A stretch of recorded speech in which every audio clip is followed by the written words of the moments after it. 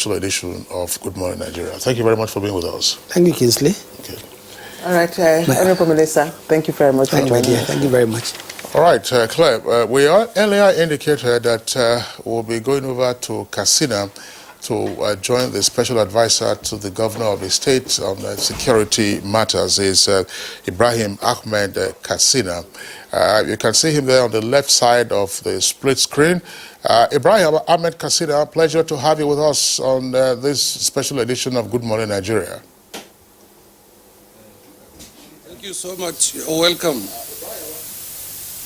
Is the situation report as at now? Where are the pupils who were freed by the abductors, and how much calm is there in the state? Actually, in Katsina, we are in a period of thanking God for the safe return of these children. The parents are so happy. His Excellency, our governor, is so happy, and we are reuniting them with their families. So Katsina is in a joyful mood, very grateful to God and to Mr. President and to the security forces for what they have done, which my governor has explained to the nation yesterday when the children were brought to him by the security forces.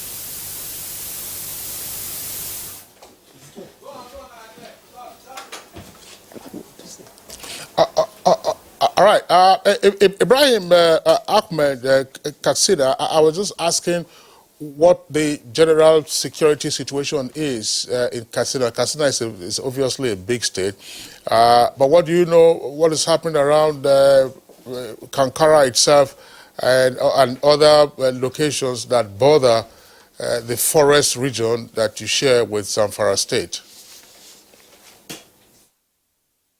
You see, the general situation now in Katsina is gradually improving. Since the incident, there is improved synergy between the security forces, members of the community, and the government, because we are waking up and becoming more alive to our responsibility. We have seen the vulnerability the insurgents used, and definitely will not allow it to happen. We are assuring our people that security in Katsina is being improved. We are doing post-mortem analysis of what happened. And after we get the results, we are going to make more analysis of informed decision to take as a government so that in future such incident will not happen again. And we assure members of the public the issue of campus safety and security, especially on the Safe School initiative by the government, is going to be given top priority in Katsina, and the aspect of community policing, so that we ensure enhanced security in our state and the entire Northwest region by the grace of God. Essay, we understand that some of those students have, indicated interest not to return to schools. So I'm wondering what would be your plan to get them back to school, and then how do you intend to, provide safety to ensure the security and safety of, students not just in Kankara but in other parts of the state? Number one, Mr. President yesterday has encouraged the students that they should not be discouraged, that these incidents are bound to happen in life. They are what we call challenges. So the initial fear they had, the trauma they had, was what led them to feel that they will not go back to school. But definitely now, as a government, we are introducing the concept of security education based on the aspect of campus safety and security. And myself, as a security consultant and as a security expert, already before even this incident, we have made research as to the incident of Chibok and Dapchi, and I even authored a book on campus safety and security. So definitely what we are doing now is we will give emphasis on security education. You know, with education, you can conquer not only threats, but you can conquer development. So what we want to do in order to ensure we build confidence on the students and parents is we are coming up with a robust arrangement of public perception management through security education that will encourage the students, parents, and other education administrators to be more committed, because this incident has given us a wake-up call and has spurred us to further action. It will not deter us.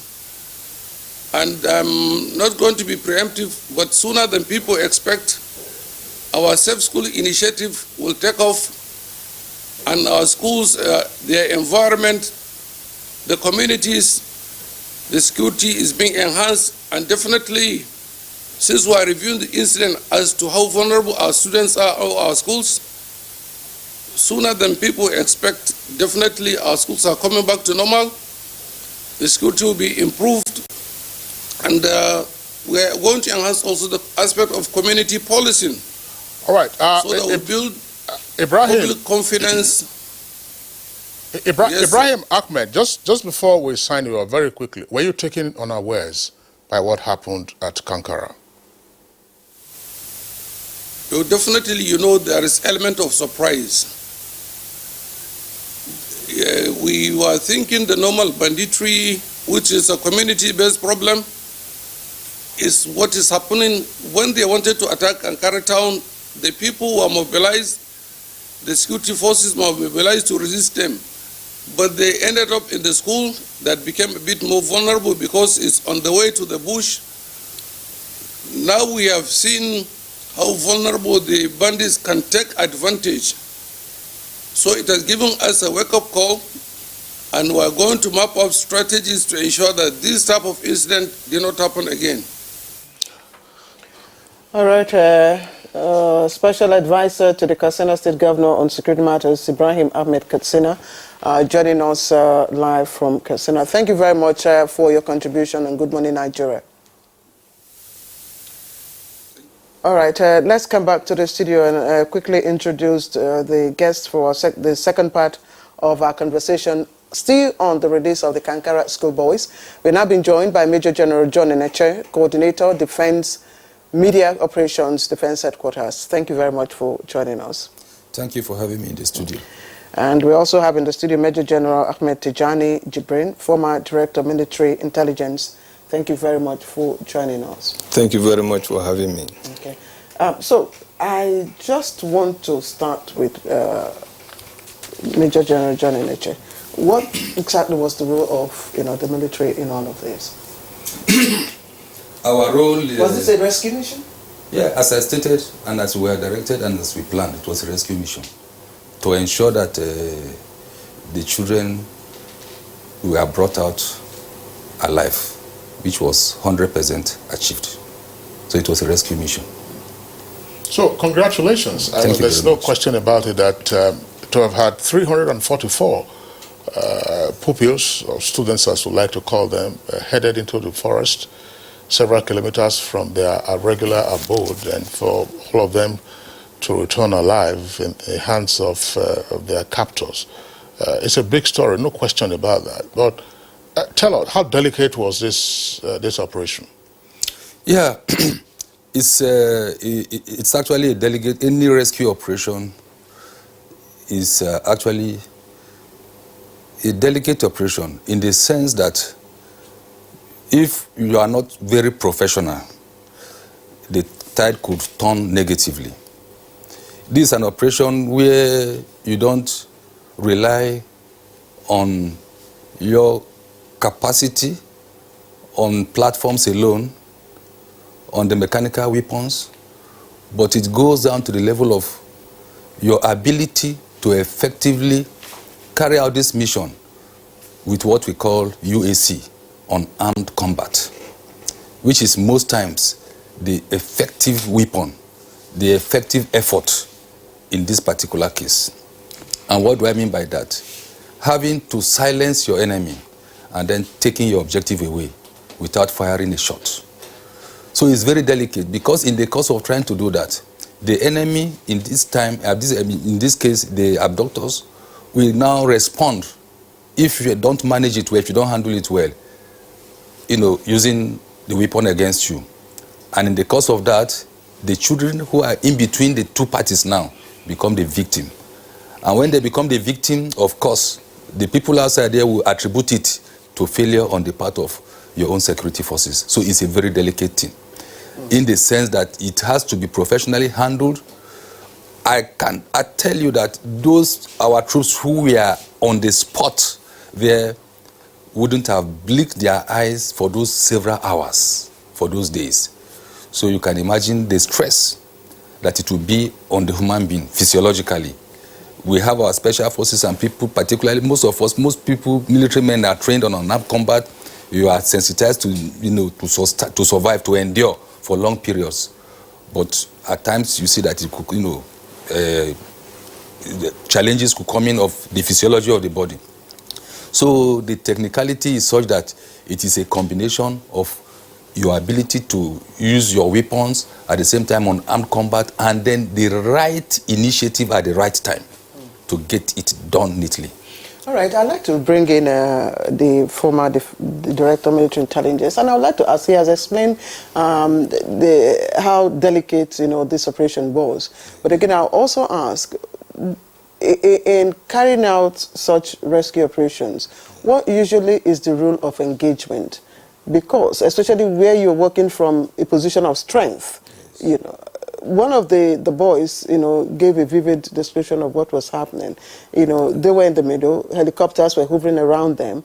So apparently, the abductors were overwhelmed, and all that. So in such operations where you are working at a position of strength, what usually is the rule of engagement? Well, for the soldier, what is important is the directive from his boss. The Minister of Defense led a delegation to Katsina and Kankara. And his delegation, the service chiefs were there, the CDS was there, the NSA was there. And there, the minister gave the directives, very simple and straightforward. I want you to make sure that all of these boys are rescued intact without any casualty. That's the rule of engagement. As far as that is concerned, no casualty, all the boys must be rescued within the shortest time possible. So, with this kind of directives, the rules of engagement for the field commander is very clear. There should be no casualty, and the boys must be rescued. So, minimum force here will only be limited by anything that will result in casualty. So that was why the military closed in from 4 different fronts, including insertion that was made from reinforcement from another division to ensure that the entire location was sealed up. They were all under siege, and they were fully aware, the bandits, they were fully aware they are under siege. They are feeling and seeing the impact of the military presence from the air and from the ground. So with that kind of something, it was very easy for the commander to move, even though during the advance towards the bandits location where the boys were held, the military encountered some pockets of opposition, which they cleared right from Power, where they first met the opposition, and they moved further into the forest where the bandits were keeping the boys. But when you are doing that kind of operation, even though the instruction was no casualty, but the casualty we are talking about mainly was from the boys.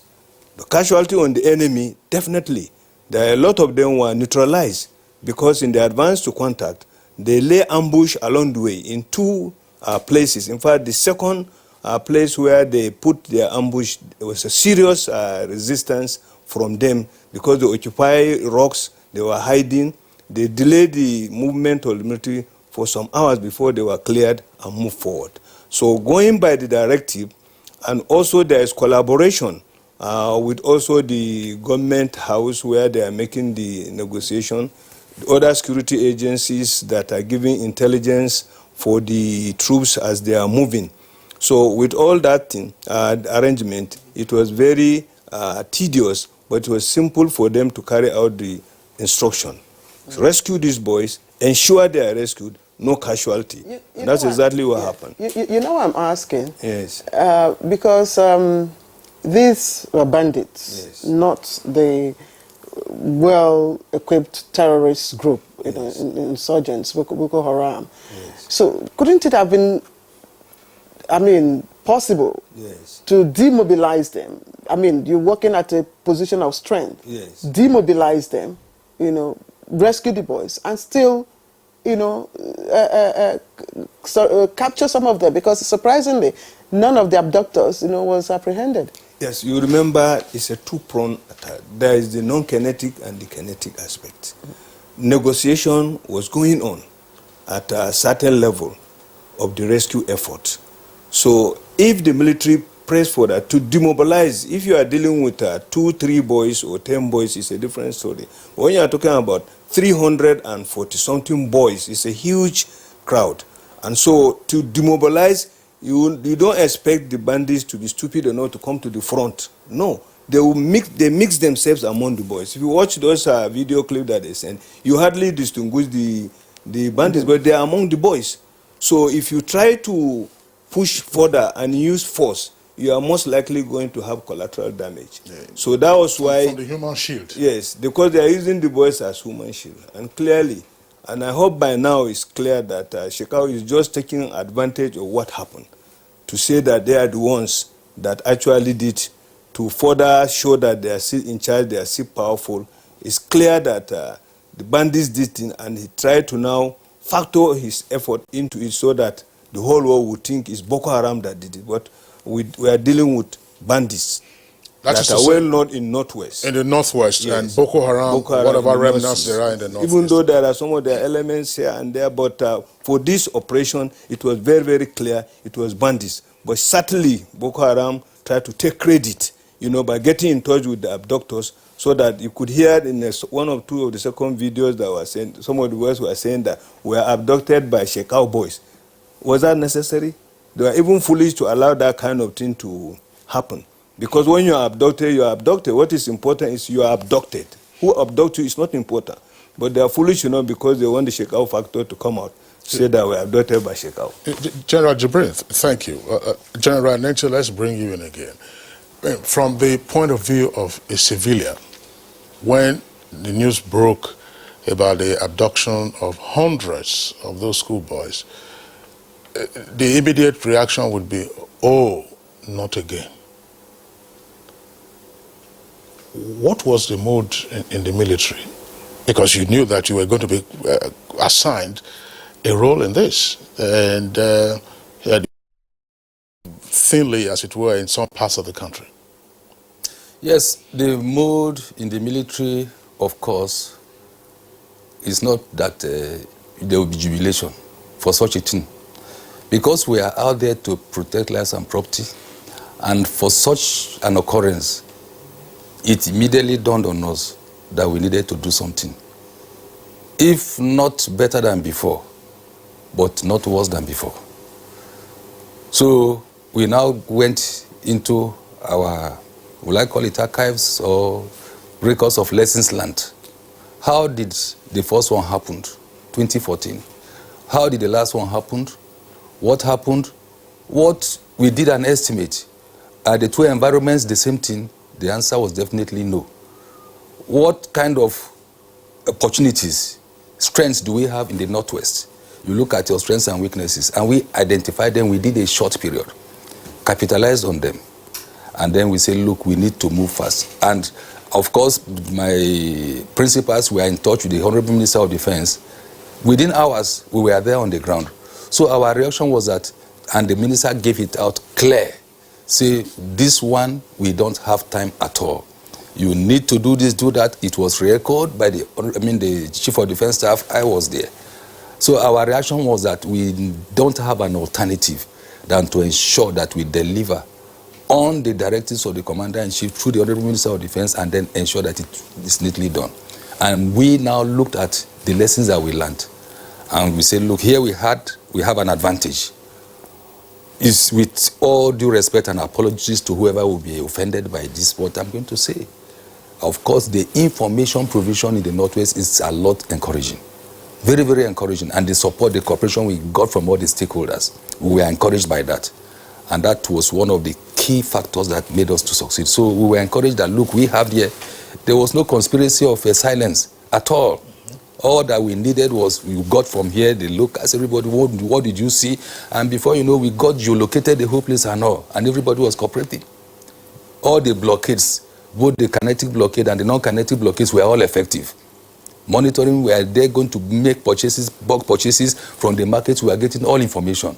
So that if there is any of them that slipped out of the enclave to go and make bulk purchases to continue, yeah, we followed all that. So, and that was, our, feeling that no, it can never be worse than before, and we achieved that. So would you say that the apparent sustained attacks here and there by the terrorists, by the insurgents,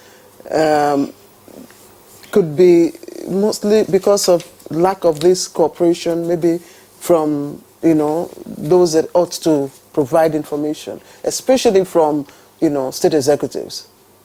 No, because you had a lot of cooperation I want you to remove the issue of state executive from this, because my level of, the leverage I have, the approval I have, is operations, and I talk from operational level down. We talk about strength, it becomes strategic. No, I say that because you now bundle up everybody, all the various classes about provision of information. But let me even be specific on this, because some people are listening there. For the Northeast, we get maximum cooperation from the state executives. That I must tell you, I must assure you. But beyond that, you need the people to take responsibility and take ownership of the security of their location. After being educated, and look, this thing is not good for you. That is what I'm saying in essence, that in the Northwest, after all, banditry is not new. I grew up knowing about banditry in the Northwest. When we were kids, they will come carry your cow, do everything, and then you have to go and pay before you go to farm and all. But now they have come to terms and say, look, this thing does not have a human face. It will take us nowhere. And that is why they are volunteering information. And that's why there's no other day that passes in the Northeast. I sat down here, you saw me doing something, because there was an encounter yesterday and we neutralized some. It's coming out. So there, once you get such cooperation, you will progress well. And that's what I'm talking about. So it's not that, we are not getting from somewhere and no. But when you look at it holistically, it is a lot better in the Northwest for us. All right, General Nenche, thanks. General Jibrin, back again to you. In a sense, General Nenche already preempted part of the question I was going to ask. In terms of the response that you probably would give, it's curious, again to the ordinary eye, that you could possibly have bandits controlling the spaces that they are controlling. We will refer to them, we've had you here frequently as our guest analyst on security matters. You experts would say these are ungoverned spaces. Yes. But it appears that these are spaces, however temporarily, being governed by bandits. Exactly. Why does that persist? Well, and what can be done? Well, deployment of troops is done based on threat analysis. Troops are not just deployed anyhow. Wherever there's threat, the commander on the ground assesses the threat, and on the basis of that, he deploys his troops. Ungoverned spaces exist everywhere in the world you go. There are ungoverned spaces. But what is important is our reaction when there are problems in the ungoverned spaces, like what we experience in this country in some cases in the Northeast, Northwest. So the point must be made very, very clear that we are thin on the ground. As far as troop deployment is concerned, we are thin on the ground. Take Northeast, for example. If you look at the map of Northeast and then conjure up the troops deployment, and look at the expanse Alagarno Forest, the Sambisa Forest, the fringes of Lake Chad, and then look at the area. It's so huge. The troops on the ground are thin. That's why there is effort to increase troops recruitment. Recruitment from 2015, it was around 1,000. It was increased to around 3,000 in 2017 to 7,000 in 2018, now 10,000. Although we do have some problems with our recruitment, you know, a lot of youths rush, do everything possible to be recruited into the military. But very few of them are real soldiers. Very few of them are the ones that are really ready to lay their life on the line for this country. Most of them are job seekers. The moment you get them into the military, some of them will begin to tell you that they don't want to be posted to Northeast, they want to go to Niger Delta, and so on and so forth. That was why recently, when retirement information was leaked, some soldiers were said to be saying that they are leaving the service because of lack of interest. It's a lie. It's cowardice. Most of those guys who say they are leaving for lack of interest is cowardice. You cannot see a warrant officer who has spent 25 years in the military and then he tells you that he's lacking interest in the service now because he's going to notice. So truly, one of the problems is we are thin on the ground. Secondly, our intelligence gathering effort also is being overhauled. We had problems here and there. The fact that some big powers put legs here and there so that we cannot get the appropriate UAVs and other IRS equipment. COVID-19 came to frustrate our efforts to get them. But now with the easing of the COVID, at least movements have started. We have started getting some of the things we really require. I assure you we are going to enter the new year with greater vigor and optimism in dealing with the situation because some of these things that we are looking for since have started coming. The ungoverned spaces will be governed now by the military. I assure you with the IRS equipment that we are getting. Certainly they will not be ungoverned any longer because they will be monitored 24/7. And whenever anything that is threat to security is seen, will be addressed in it's not a long time without any problem because the situation is going to change dramatically because the main issue is ability to detect and then second, to move in a protected platform. So these are some of the things, areas we are having challenges, but we are going to overcome them because of the things we are getting right now. Okay, let me get back again to Major General John Eneche. Yeah. Now that the boys, Kankara schoolboys have come back home safe and, sound, and we're very happy about that. Is the chapter of that place, is it closed? Or are you going to hold those people, as the U.S. has said, accountable? Well, it is not the responsibility of the military to hold the abductors accountable. Our responsibility is to get them out safe, and we have done that. You know, there are other people... But the abductors are still within the fringes of the forest, so... Well, we are not closing the chapter, as I told you, just like the special advisor technical to the Honorable Minister said, even before we went in, we cleared a lot, and we are still clearing, and we will continue to clear. Our mandate for Operation Accord, Operation Hadar in Daji was not just the operation was on the ground, and the operation has not been terminated, and it will not be terminated until we achieve our objective. And the objective is to make the Northwest, particularly those contiguous states that have been harassed with banditry, kidnapping and all, a safe place for people to live in. I don't know when that will end, but I know that we have a mandate to do it as quickly as possible. So it's a continuous thing. So any person out there thinking that we have rescued 344 and it's at the end, that person is just deceiving himself. Sorry, Kingsley, the president, granted an exclusive interview to our State House correspondent. And at the tail end of his, response, he said something I want to quote for both of you to listen. He said, "I'm extremely worried about insecurity and I hope next year will be difficult. Will not be difficult. Those among the law enforcement agencies that will remain in charge will be extremely busy." And the president says that your efforts is not good enough for him. You're well funded, you're well equipped. So what else? What unique. is left for us now Yes. is to work with what we are given. And we are doing just that. And we are happy about that. Because like the special advisor of technical to the Honorable Minister said that we are expecting a lot. Once we get that, it is going to be game improvement beyond what we have done. As it were, like we used to have challenges, not getting enough seed lips and all. Sometimes, now, even if you seal your lips, we have technical equipment that will give us the information.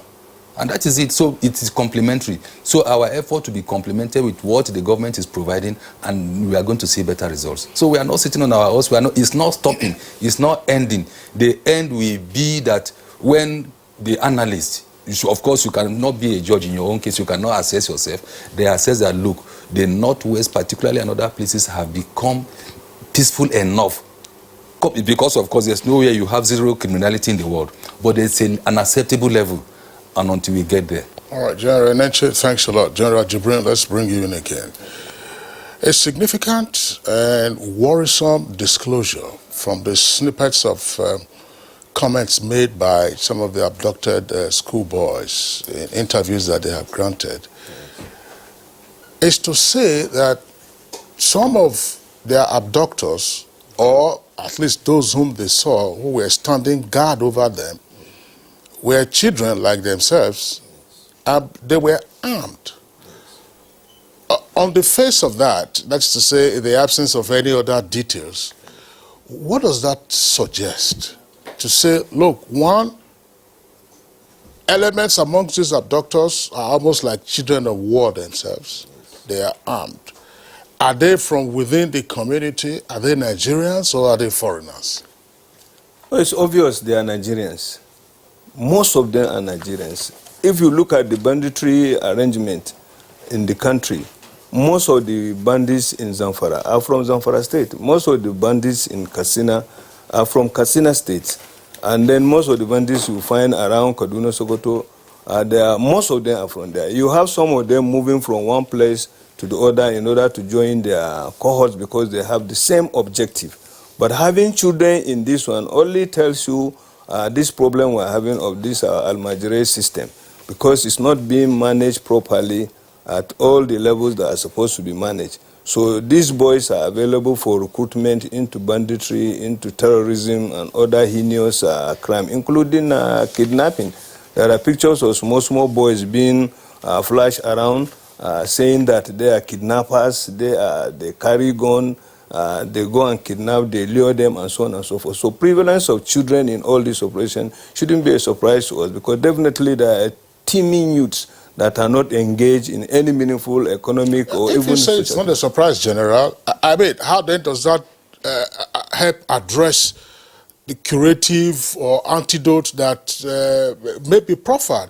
Because I'm saying that, look, from the point of view of a civilian, somebody who is not versed in these matters, when I say kids, who are ordinarily supposed to be in school, you talked about Almajiri, they are the ones who are standing guard and have their own weapons. You would raise the issue, for instance, of, one, how do they have access to those weapons? Mm-hmm. Two, where are they recruited from? And three, where is their abode? And if they brag about being kidnappers or abductors, and they get proceeds from whatever they do, how do they spend it?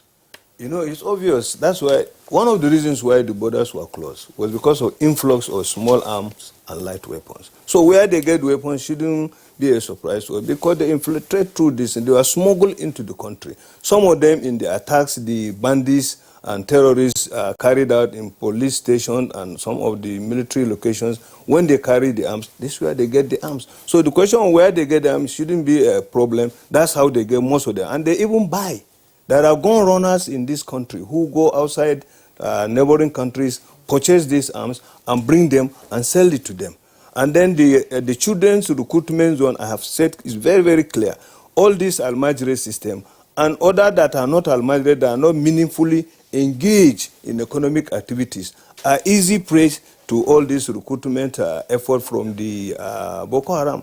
I think what is important now is for us to ensure that we up our capability to deal with the situation on all the fronts. That is, say, the state governments have to also do their role, because the federal government may support the state government, but managing youths, managing what children do in various states is the responsibility of the state governors. The state governors have to ensure that they do more than what they are doing now to ensure that their youth are meaningfully engaged. Those who are supposed to go to school, go to school. Those who have finished school are given or encouraged. And you have heard sometimes, generals, that some of these Almajiri are not even from Nigeria. It's possible. There are some of them that were brought in from Niger, from Chad. Actually, that's the cross-border problem we are having. Because of the ECOWAS treaty, there's free movement. So one adult from Niger can come with like 10 or even more. It has happened, and it's still happening.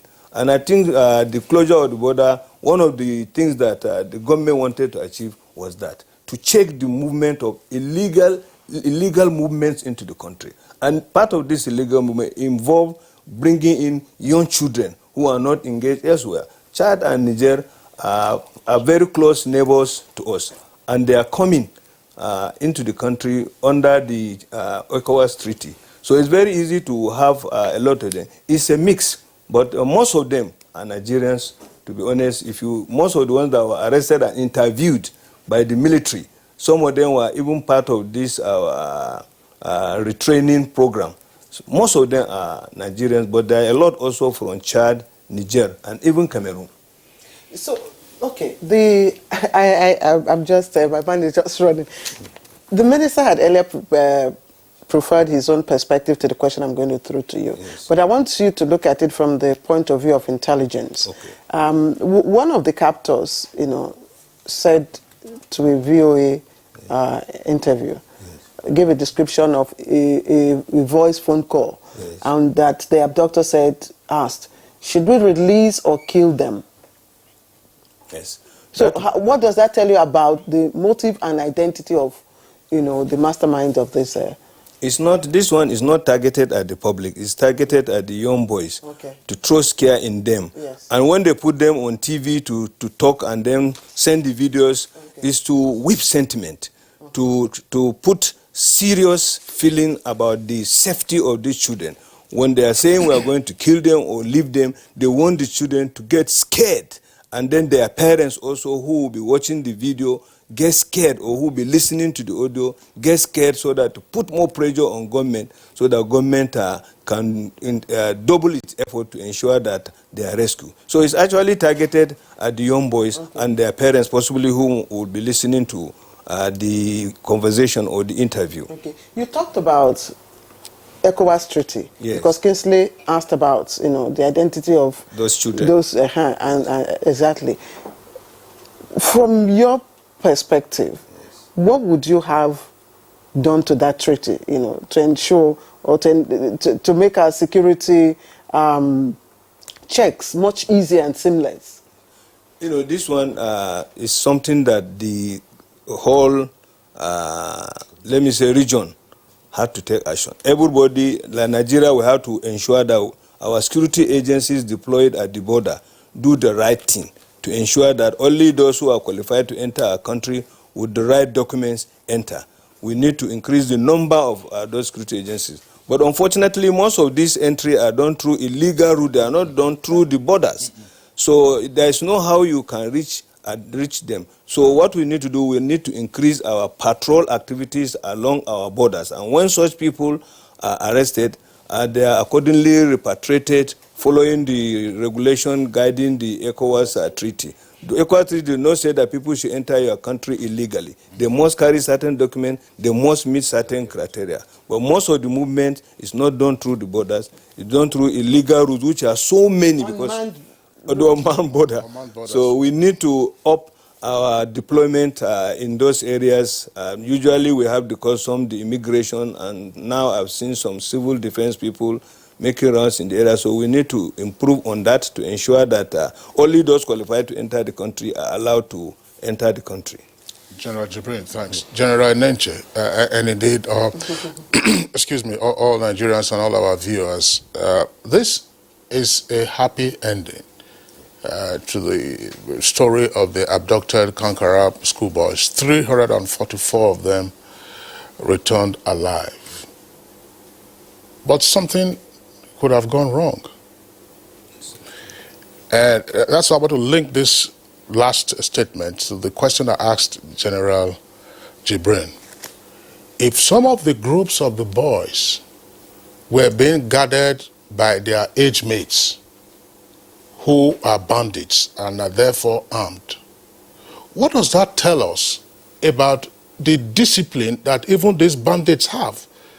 You had, excuse me, you had your jets or choppers flying overhead. They got scared. You hemmed them in, and so, I mean, to the extent that you could describe, there was no fright. We do know that in common cases of armed robbery, sometimes there is what we can rationalize for them as accidental discharge. Out of fright or out of fear, they take the life of a victim. But here were some of these young guards armed, and under that tension and stress, it still turned out to be a happy ending. The military succeeded in rescuing the 344 boys. What does that tell you about perhaps the kind of persons that we are dealing with, whom we generally now refer to as bandits? They may very well be organized. I don't want us to look at it at that face value. At the face value, that is what it appears to be. But a lot more were done to ensure that there was no trigger-happy action. There was no fright release on the part of those, bandits. Trigger-happy action, fright release, we handled it effectively. And that was why we had professionals inserted. You see, the whole information has not been declassified. Because if I do that now, we still have a lot of grounds to cover. We appreciate that. So that was what happened. Yes, okay. So it was not a miracle. Okay. All right, It fine. was But I just professionalism. want General Jibrin to also respond, not to that aspect now. Let's leave that under wraps. Why was Shekau trying to claim responsibility for an action that has turned out wasn't clearly his? Well, it's obvious, terrorists, they like grandstanding. They like publicity, international publicity. He doesn't have the reach to be able to carry out that kind of thing because a lot is being done to stop them at the Northeast, even though there are a few elements of them here and there. But they don't have the reach. But he knows that if that kind of operation is attributable to them, automatically the whole world, you can see the CNN, Al Jazeera, all the news media, international media, BBC, all of them, they were actually hammering on the fact that the Boko Haram have done it again. They have actually abducted school children as they did in Dapchi, as they did in Chibok, and so on and so forth. That's what they want. It's good for their image, and it's bad for our country. It's very unfortunate. But it's obvious the country knows that they didn't do that thing at all, at all. Even the first video that was released, there was nothing about Boko Haram. And it is very clear, they are also being monitored. There are some of the things that we don't have to say here. But all their effort to reach out was also actually monitored. And they successfully reached them, and they agreed to the fact that, yes, we should say it's Boko Haram. So all they want is to boost their grandstanding effort so that they become dreaded in the country and well-known internationally. But they are actually inviting more pressure on themselves. Yes, sir. Very well. Because even internationally, they are actually, because I know, no matter how the rest of the world may hate Nigerian government or any effort, they also love children. Mm-hmm. So anybody that will do with children, there is that kind of international unity. That anything to harm children should be despised at all levels. Just in less than 60 seconds, Kingsley asked this question just as we were about to start this program, and I thought it was a very pertinent question, so I'm going to escalate it to you. Okay. And he was curious why, whether bandits or terrorists, have this knack for abducting science, attacking science schools and abducting students of the sciences. Yes. Any intelligence on that? Well, actually... Have you thought about that? Yeah, I thought about it, but if it is Boko Haram that did it, it's obvious their own target is against Western education whatsoever. But these bandits, they were not looking for science school. I want to be frank with you. They were looking for an isolated target. The Kankara Science Secondary School is clearly at the outskirts of Kankara, on the way to the bush, more than a kilometer outside. And they must have done their study to discover that it's isolated and the security there is something they can easily overrun. So I don't think the bandits are particular about which school, but they are about which target. They are looking for an easy target that they can close in and achieve their goals. Yes. Kingsley. All right. We have just it. acknowledge the tweets. Erute Wesley, Dele Jack Solomon, Ejimbe Bernard, Ibrahim Modu Aji, Yunusa Idris, Bello Muhammad, Cecilia Okoroma, Mohammed Sani Umar, Nadom Wuyep. We, of course, you are all applauding what has been achieved in the safe rescue of the 344 schoolboys from Kankara who were snatched from their school a little over a week ago. Each of them returned and safe. And of course, they are now having to undergo rehabilitation. We'd like to thank you for your tweets that you sent in on this very special edition of Good Morning Nigeria. All right, Claire? Yes, we'll okay. Thank our guests. All right, so let me quickly appreciate Major General Ahmed Tijani Jibrin, former Director of Military Intelligence. Thank you very much. Thank you very much. And of course, Major General John Eneche, Coordinator, Defense Media Operations, Defense Headquarters. Thank you very much for joining us. And that's it for this special edition of Good Morning Nigeria for today. I am Claire Dilabo Abdul Razak. Weekend Deal returns same time tomorrow on the network service. And of course, Good Morning Nigeria returns on Monday at 7 in the morning. And don't forget that Good Morning Nigeria runs usually Monday to Friday, 7 to 9. We hope you enjoy your weekend by continuing to stay safe and being well. I'm Kingsley Osadolo.